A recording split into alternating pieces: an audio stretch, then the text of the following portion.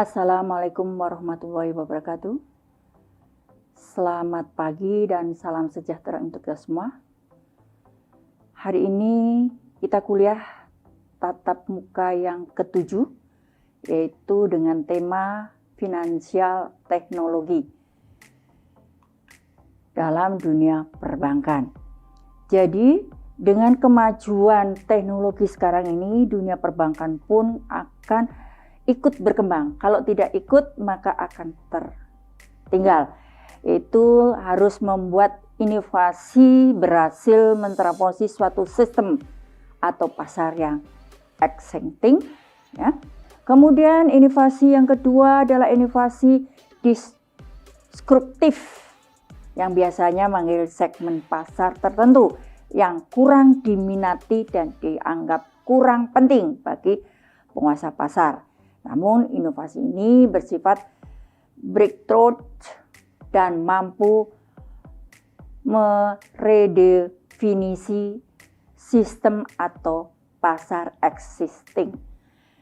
Dan yang ketiga, munculnya inovasi disruptif jika tidak diantisipasi dengan baik oleh dunia usaha dapat menyebabkan kejahatan seperti yang dialami oleh Kodak, ya, itu produk Kodak dan Nokia, karena dia sekarang adalah sudah bangkrut. Itu juga dunia perbankan kalau tidak ikut juga peminatnya akan lari semua. Jadi fenomena inovasi disruptif ini juga terjadi di industri jasa keuangan yang mendistribusikan landscape industri jasa keuangan secara global. Mulai dari struktur industrinya, teknologi, intermediasinya, hingga model pemasaran kepada konsumen. Jadi di sini keseluruhan perubahan ini mendorong munculnya fenomena baru yang disebut finansial teknologi. Oke, pengertian tidak usah saja ya. Kemudian mengapa ada fintech yang dikenal dengan finansial teknologi adalah disingkat yang dikenal adalah fintech. Jadi di sini masyarakat dapat dilayani industri keuangan tradisional. Ya, program terikat aturan ketat, keterbatasan industri perbankan dalam melayani masyarakat di daerah tertentu. Jadi daerah-daerah terpencil itu adalah belum bisa dilayani dengan keuangan yang konvensional, maka bisa dilakukan dengan fintech, ini teknologi ya. Masyarakat mencari alternatif pendanaan selain jasa industri keuangan tradisional tadi. Maka masyarakat membutuhkan alternatif pembiayaan yang lebih demokratis dan transparan. Dan biaya layanan keuangan yang efisien dan menjaga masyarakat luas. Ya, dengan adanya fintech maka itu bisa terpenuhi kebutuhan masyarakat yang terpencil ya, yang di daerah-daerah. Kemudian manfaat dari fintech di sini untuk konsumen, untuk pelaku usaha, dan pemerintah. Sedangkan untuk konsumen itu mendapatkan layanan yang lebih baik, pilihan yang lebih banyak, harga yang lebih murah, ya. Untuk pelaku usaha, menyederhanakan rantai transaksi, ya. Kemudian menekan biaya operasional dengan biaya modal dan pembekuan alur informasi. Nah, itu untuk.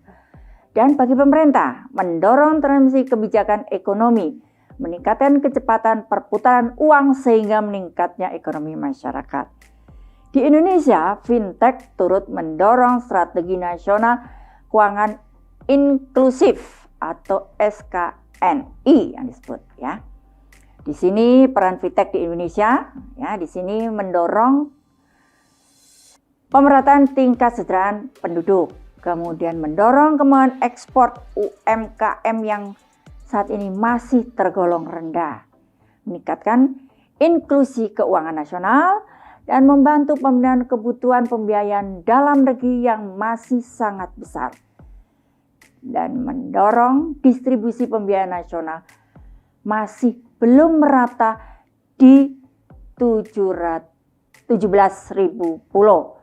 Karena kita adalah negara kepulauan, maka belum adanya pemerataan dalam hal ini. Perlu adanya fintech ini, ya. Sinergi bisnis finansial fintech atau dikenal fintech ini adalah membuktikan peran finansial teknologi di Indonesia. Ya. Yang pertama itu adalah kolaborasi jalur informasi antara fintech dan lembaga keuangan yang ada dengan memanfaatkan data nasabah yang banyak dan jalur distribusi yang sudah dibangun. Pemanfaat fungsi fintech dihadapkan dapat meningkatkan efisien bisnis bank dan lembaga keuangan. Tapi harus diingat, data nasabah ini juga harus dilindungi ya. Walaupun itu perlu data, tapi data ini juga harus dilindungi agar tidak bocor. Yang kedua, kolaborasi produk yang menjadi solusi bagi konsumen. Untuk pelaku fintech bersama bank dan lembaga keuangan perlu melakukan proses desain untuk membuat produk yang bermanfaat bagi seluruh pihak.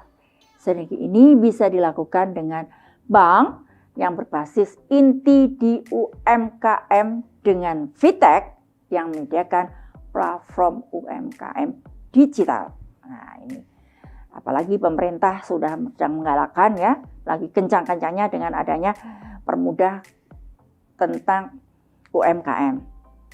Di sini adalah Bank Indonesia menjadi fasilitator dalam penyediaan lahan untuk lalu lintas pembayaran. Ya.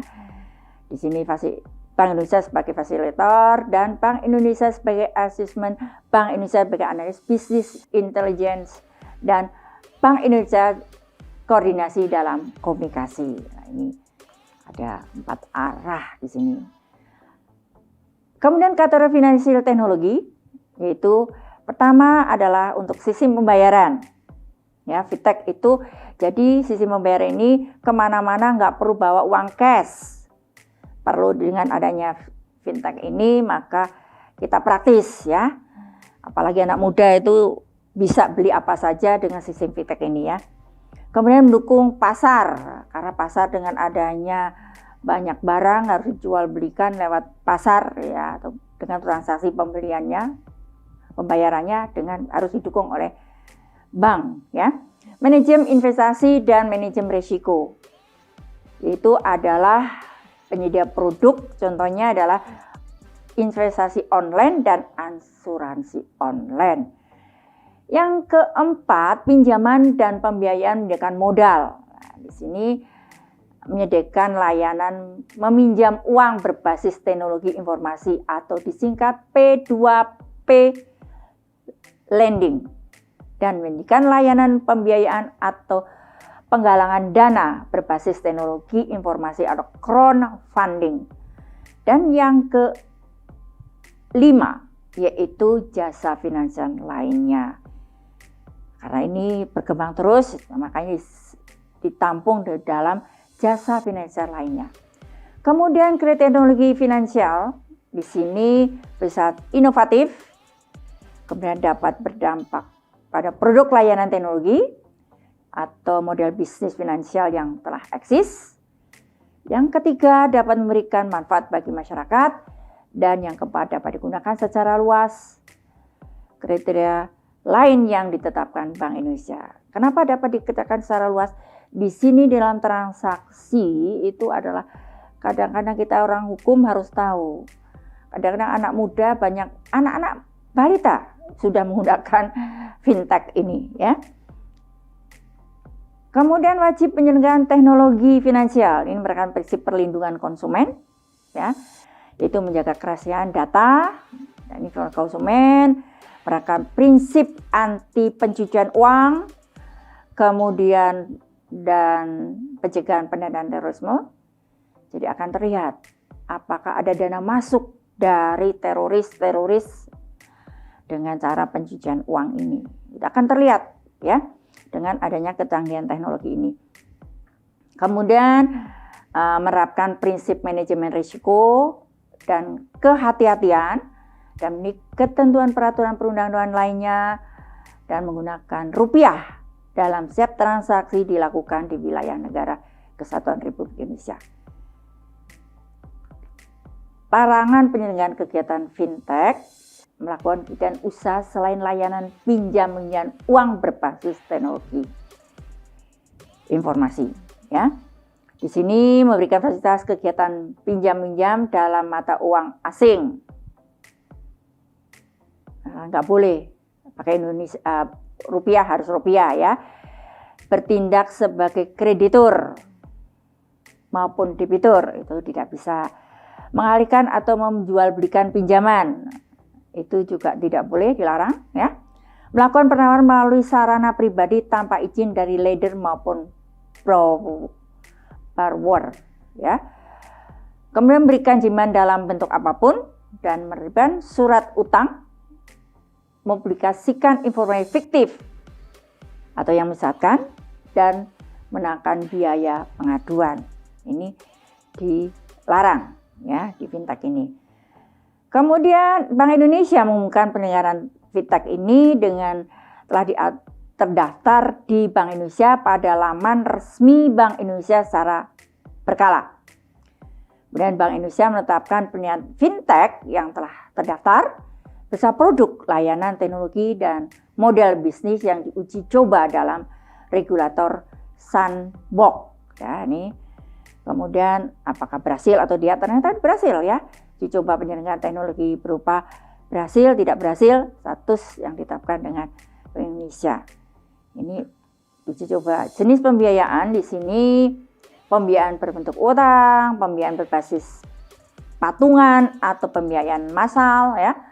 Pembiayaan berbasis peer to peer, P2P itu peer to peer, dan cicilan tanpa kartu kredit. Nah, peer-to-peer lending ini sangat tren sekarang ya. Walaupun sekarang fintech itu sudah agak turun ya. Lagi turun sekarang. Jadi belum berkembang lagi, masih agak menurun karena ada aturan baru yang diambil alih oleh Kementerian Meninfo. Peer-to-peer lending di Inggris, ini pusatnya di sana ya. Pertama di dunia menawarkan peer-to-peer lending, berasal dari Inggris, bernama Zappa pada tahun 2005 ya. Tujuan peer-to-peer Inggris ini menyaingi industri perbankan yang tidak mendukung memberikan pinjaman kepada perusahaan kecil. 2004 diresmikan Financial Conduct Authority atau FCA yang diberi kewenangan untuk mengatur industri peer-to-peer lending di wilayah Inggris. Namun demikian, peer-to-peer lending tidak mendapatkan perlindungan dari Financial Service Corporation Scheme atau disebut FSCS ya. Kemudian ini peer lending di Amerika ya.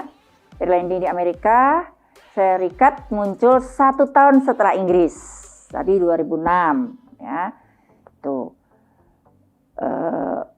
Ini mulai diakui, kemudian perusahaan pelapornya adalah Prosper, yang kemudian diikuti oleh Lending Club, keduanya bermarkas di San Francisco dan California. Kemudian langkah pendanaan fintech peer-to-peer ini, lending ini tahap 1, registrasi keanggotaan, tahap 2, mengajukan pinjaman, tahap ketiga, pelaksanaan pinjaman, pemberian pinjaman, dan yang keempat ada pembayaran pinjaman, pemberian pinjaman. Ini bisa diambil pusat fintech lendingnya atau disingkat push dan fill ya. Kerjasama dengan pihak ketiga, di sini penilaian fintech ini Global Fund, dan Global Fund. Nah, ada 3 Global Fund pertama. Global Fund kedua adalah penerbitan SBN Retail ya. Penyaluran KUR, penyaluran kredit ultra, mikro, dan dana bergulir.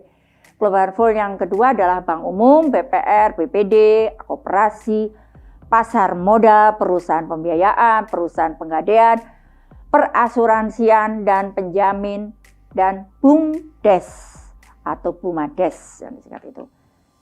Kemudian resiko pada industri finansial itu adalah ada perlindungan untuk konsumen dan kepentingan nasional.